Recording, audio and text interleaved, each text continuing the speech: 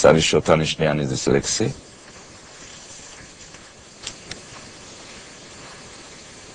ორშაბათს გოგონა გავიცანი, გოგონა ნახატი ყალმისცანი.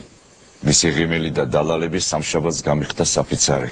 ოთხშაბათს წერილი გაუგზავნე და თავს მოსაკლავად ვიმეტებდი ჩემი გასაჭირი აუხსენი ჩემი ეჭვები და იმედები პარასკევს პასუხი მომივიდა.